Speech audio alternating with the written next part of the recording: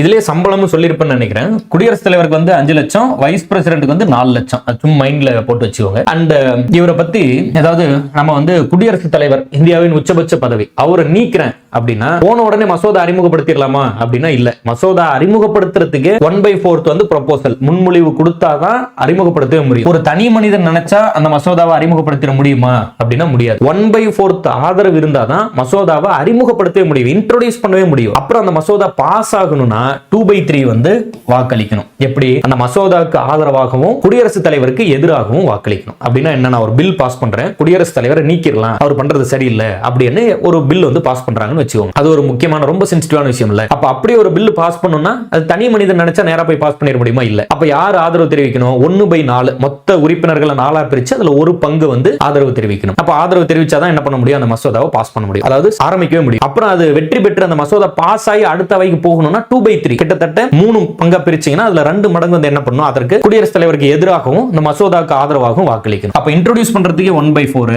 Pass ஆகிறதுக்கு 2/3. 14 நாட்களுக்கு முன்பு முன்மொழிவு பண்ணணும். இது குடியரசுத் தலைவருக்கும் பொருந்தும், துணை குடியரசுத் தலைவருக்கும் பொருந்தும். இதுல எல்லா பாயிண்ட்டுமே பொருந்தும். அதாவது என்னன்னா, ஒரு உச்சபட்ச பதவியில் இருக்கார், இந்தியாவோட சுப்ரீம் கமாண்டரா வந்து இருந்த ஒருத்தர், அவரு மேல வந்து ஏதோ ஒரு குற்றம், பாராளுமன்றம் அவரை நீக்கணும்னு நினைக்குது. அப்போ முன்னாடியே 14 டேஸ்க்கு முன்னாடியே அவருக்கு இன்ட்ரோடியூஸ் பண்றாங்க. 14 நாள் கழிச்சு இந்த மாதிரி உங்க மேல வந்து நாங்க வந்து நீக்க மசோதா கொண்டு வர போறோம் அப்படின்னு. எதுக்காக அந்த டைம் ஃப்ரேம்? நிறைய ரீசன்ஸ்க்காக இருக்கலாம். ஒன் ஆஃப் த ரீசன் என்னவா இருக்கலாம், அவரா வந்து ராஜினாமா பண்ணிட்டு போற அந்த ஒரு டிக்னிட்டியை கூட நம்ம வந்து கொடுக்கலாம் இல்ல. 14 நாளுக்கு முன்னாடியே நோட்டீஸ் பண்ணும்போது பாராளுமன்றத்துல போய் அந்த மசோதா பாஸ் ஆயிரும், நமக்கு ஆப்போசிட்டா எல்லாரும் ஓட் பண்ணிடுவாங்க அப்படின்னு அவர் நினைக்கும் போது அவர் என்ன பண்ணலாம்? அவர் வந்து முன்னாடியே ரிசைன்மெண்ட் கூட போலாம். அதனால 14 நாட்களுக்கு முன்னாடியே பிரியர் நோட்டீஸ் கொடுத்துருவாங்க. அதை ஞாபகத்தில் வச்சுக்கோங்க. அது போல ஒருவேளை அவர் ராஜினாமா பண்ணாருன்னா அந்த ராஜினாமா கடிதத்தை யார்கிட்ட கொடுப்பாரு? இது பார்க்க ரொம்ப ஈஸியான கொஸ்டின் மாதிரி தெரியும். சரியான பிரச்சனை பிடிச்ச கொஸ்டின் இது. சுலபமா வந்து கன்ஃபியூஸ் பண்ணி விட்டுருவாங்க. ஆப்ஷன் ஏலயே வெப்பம் முதல்ல எடுத்தோடனே ஆப்ஷன் ஏல பிரதமர் பாராளுமன்ற அவையின் முன்பு வந்து சமர்ப்பித்துருவாரு, இல்ல வந்து அதை பண்ணுவாரு இதை பண்ணுவாரு, எதையாவது சுத்தி விட்டுருவாங்க.